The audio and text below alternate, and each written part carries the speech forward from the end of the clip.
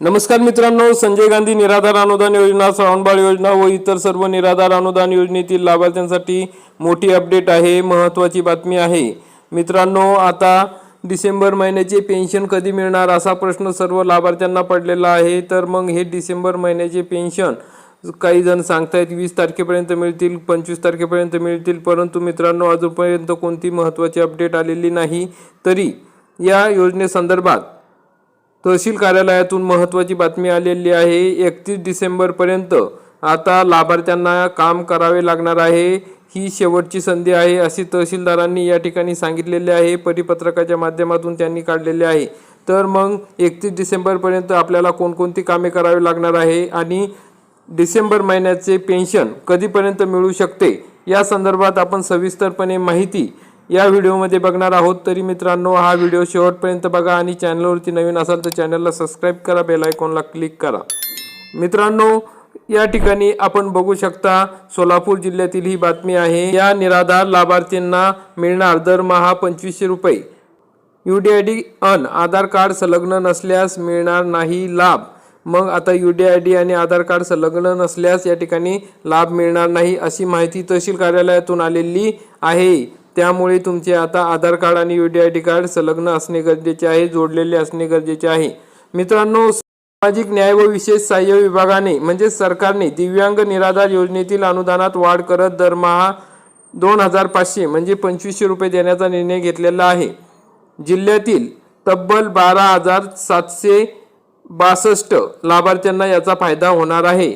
म्हणजे सोलापूर जिल्ह्यातील 12,762 लाभार्थी आहेत, तसेच आपल्या पूर्ण राज्यातील 5 लाखापर्यंत हे लाभार्थी आहेत। त्या योजनेचा लाभ अखंडित सुरू ठेवण्यासाठी प्रत्येक लाभार्थ्यांना आधार कार्ड योजना संलग्न करणे अनिवार्य केले आहे। तसेच लाभार्थ्यांचा UDID म्हणजेच युनिक डिसेबिलिटी ID अद्ययावत करून सादर करणे सुद्धा बंधनकारक करण्यात आलेले आहे। म्हणजे काय, जी काही KYC पेंडिंग असेल किंवा अपडेट पेंडिंग असेल तर त्या ठिकाणी आधार कार्ड आणि तुमचे UDID कार्ड हे जोडणे बंधनकारक करण्यात आलेले आहे। जिल्ह्यातील एकूण लाभार्थ्यांपैकी सुमारे 4500 लाभार्थ्यांनी अद्याप UDID कार्ड जमा केलेले नाही। बघा मित्रांनो, 12,762 लाभार्थी आहेत, त्याच्यापैकी 4500 म्हणजे जवळपास 40% लाभार्थ्यांनी या ठिकाणी अजूनपर्यंत UDID कार्ड जमा केलेले नाही। अशा लाभार्थ्यांना या ठिकाणी लाभ मिळणार नाही। त्यामुळे ही शेवटची संधी आहे। 31 डिसेंबरपर्यंत तुमच्या तहसील कार्यालयात तुमचं UDID कार्ड जर तुम्ही जमा केले नसेल तर जमा करा। ज्यांच्याकडे UDID कार्ड नाही किंवा UDID कार्ड जमा केलेले नाही त्यांच्यासाठी ही माहिती आहे।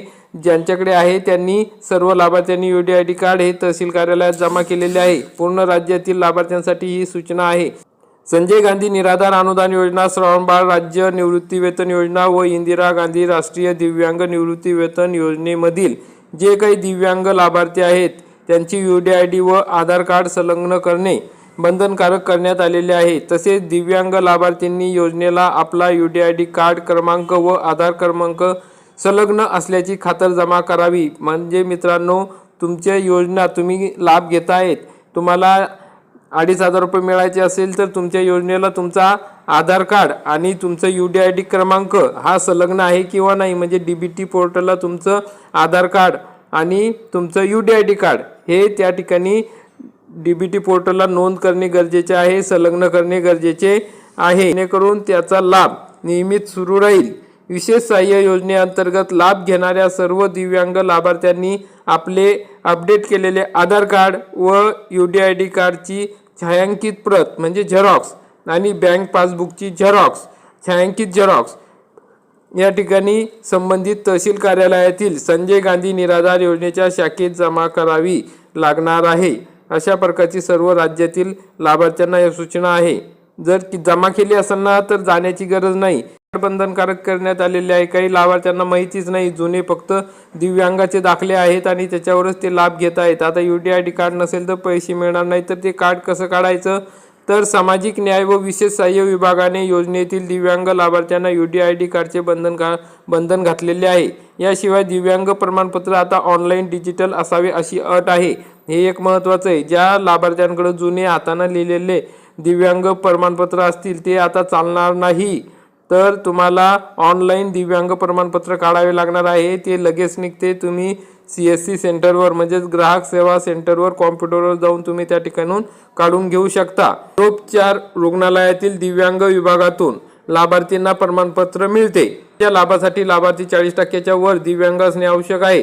शासनाच्या स्वावलंबन पोर्टलवर दिव्यांग लाभार्थी UDID कार्डसाठी अर्ज करू शकतात.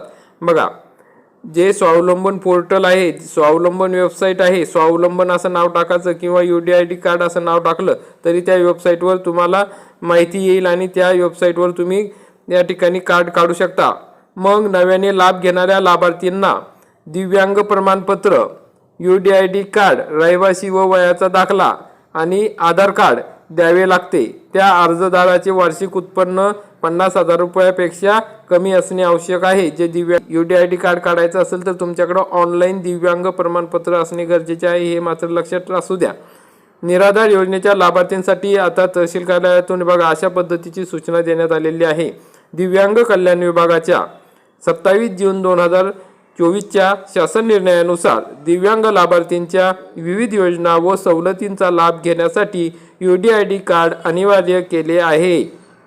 बघा, 2024चा हा शासन निर्णय आहे, GR आहे. त्याच्यानुसार आता कोणत्याही योजनेचा लाभ घ्यायचा असेल दिव्यांग बांधवांना तर UDID कार्ड हे बंधनकारक करण्यात आलेले आहे, अनिवार्य करण्यात आलेले आहे. तर संजय गांधी निराधार अनुदान योजना, श्रावण बाळ राज्य निवृत्ती वेतन योजना व इंदिरा गांधी राष्ट्रीय दिव्यांग निवृत्ती वेतन योजनेतील दिव्यांग लाभार्थींना 31 डिसेंबरपर्यंत हे कार्ड त्यांच्या तालुक्यातील संजय गांधी निराधार योजनेच्या शाखेत जाऊन जमा करावे, अशी माहिती शिल्पा पाटील, तहसीलदार, संजय गांधी निराधार योजना, सोलापूर यांनी दिलेली आहे. हीच परिस्थिती मित्रांनो पूर्ण राज्यामध्ये आहे. तुमच्याकडे जर ऑनलाईन दिव्यांग कार्ड नसेल, दिव्यांग प्रमाणपत्र नसेल, तसेच UDID कार्ड नसेल आणि तुमचं UDID कार्ड हे आधार कार्डशी संलग्न नसेल, तसेच आणखी एक माहिती म्हणजे ते UDID कार्ड आहे, तुमच्याकडे दिव्यांग प्रमाणपत्र आहे, परंतु ते तहसील कार्यालयातील DBT पोर्टलला जर तुमचं DBT पोर्टलमध्ये नोंद नसेल, तुमचं UDID कार्ड आणि आधार कार्डची नोंद त्या ठिकाणी DBT पोर्टलला नोंद असणे गरजेचे आहे, तरच तुम्हाला हे 2,500 रुपये मिळणार आहे. तर मित्रांनो 31 डिसेंबरपर्यंत ही शेवटची मुदत देण्यात आलेली आहे. तरी हे सर्व कामे तुम्ही पूर्ण करून घ्या. तुम्ही केले असेल तर तुमच्या जवळच्या सर्व बांधवांना, निराधार बांधवांना, दिव्यांग बांधवांना सांगा. ज्यांना माहिती नाही त्यांना दिव्यांग प्रमाणपत्र आणि UDID कार्ड काढून घ्यायला सांगा आणि ते नेऊन त्याची झेरॉक्स प्रत नेऊन ही त्या ठिकाणी तहसील कार्यालयात देणे गरजेचे आहे. आणि ज्यांच्याकडे आहे त्यांनी काढण्याची गरज नाही, त्यांनी जाण्याची गरज नाही. तर मग मित्रांनो आता प्रश्न पडलेला आहे. तर मित्रांनो अशा प्रकारच्या सूचना तहसील कार्यालयातून सर्व दिव्यांग बांधवांना, निराधार बांधवांना आलेल्या आहेत. तर मित्रांनो आता महत्त्वाचा प्रश्न आहे की डिसेंबरचा हप्ता कधी येणार. तर मित्रांनो आताच अधिवेशन संपलेले आहे. अधिवेशनात आपल्या दिव्यांग बांधवांचा, निराधार बांधवांचा कोणताही विषय घेण्यात आलेला नाही. फक्त त्या ठिकाणी पैसे मिळत नाही असा त्या ठिकाणी विरोधी पक्षाने विषय काढलेला होता. त्यावेळेस मुख्यमंत्री साहेबांनी सांगितलेले आहे की 1 तारखेपर्यंत सर्व लाभार्थ्यांच्या खात्यामध्ये पैसे जाण्यासाठी आम्ही उपाययोजना केलेल्या आहे. परंतु या ठिकाणी 1 तारखेपर्यंत कधीही पैसे आलेले नाही, तरी पुढे येतील अशी आशा ठेवूया. आणि दिव्यांग बांधव, निराधार बांधवांचे पेन्शन हे वाढ होणे गरजेचे आहे. त्यासाठी मोठ्या प्रमाणात आंदोलने किंवा सरकारपर्यंत निवेदने जाणे गरजेची आहेत. त्यासाठी अनेक ठिकाणी हे आंदोलन केले जात आहे. आता आपल्या निराधार महिला ज्या आहेत, विधवा, परित्यक्त्या, घटस्फोटित महिला यांचे सुद्धा आंदोलने विविध ठिकाणी चालू झालेले आहे. त्याबाबत सुद्धा आपण या चॅनलवरती माहिती बघणार आहोत. जिल्हा परिषद निवडणुका आहे, त्या निवडणुकांमध्ये जर आपली मागणी ही सरकारपर्यंत गेली तर या ठिकाणी मोठ्या प्रमाणात ज्या दिव्यांग महिला, मोठ्या प्रमाणात ज्या महिला आहेत, विधवा महिला आहेत, एकल महिला आहेत, घटस्फोटित महिला आहेत, त्यांना फायदा होणार आहे. त्यांचीही पेन्शन वाढू शकते, कारण की त्यांचाही मोठा वर्ग हा आपल्या महाराष्ट्रामध्ये आहेत. त्यांचेही मतदान भरपूर आहे, त्यामुळे त्यांना फायदा होऊ शकतो. म्हणून वेगवेगळ्या ठिकाणी हे आंदोलनं करणे गरजेचे आहे, निवेदनं देणे गरजेचे आहे, आपली मागणी सरकारपर्यंत पोहोचवणे गरजेचे आहे। आमदार, खासदार तसेच जे काही नेते मंडळी असतील त्यांच्या माध्यमातून आपली पेन्शन वाढ व्हावी, निराधार महिलांची पेन्शन वाढ व्हावी, ज्येष्ठांची पेन्शन वाढ व्हावी, तसेच दिव्यांग बांधवांची सुद्धा पेन्शन वाढ व्हावी, यासाठी आपण सरकारकडे मागणी करूया। आम्ही सुद्धा ऑनलाईन पोर्टलच्या माध्यमातून सरकारकडे मागणी करत आहोत। आपण सुद्धा त्या माध्यमातून तसेच आंदोलन करून जिल्हाधिकारी कार्यालयात निवेदन देऊन तुम्ही सुद्धा मागणी करू शकता। डिसेंबर महिन्याची जे पेन्शन आहे ते आपल्याला 25 तारखेपर्यंत मिळू शकते। तर अजूनपर्यंत GR आलेला नाही। GR आल्यानंतर हे पेन्शन वाटप केले जाणार आहे। एखाद्या वेळेस दोन्ही महिन्याचे एकत्र पेन्शन दिल्या जाऊ शकते। तर मित्रांनो, अशा प्रकारची महत्त्वाची अपडेट होती। पेन्शन संदर्भात काही अपडेट आल्यास आपल्यापर्यंत नक्की पोहोचवल्या जाईल। व्हिडिओ आवडल्यास व्हिडिओला लाईक करा, चॅनलला सबस्क्राईब करा आणि बेल आयकॉनला क्लिक करा। धन्यवाद। जय हिंद, जय महाराष्ट्र।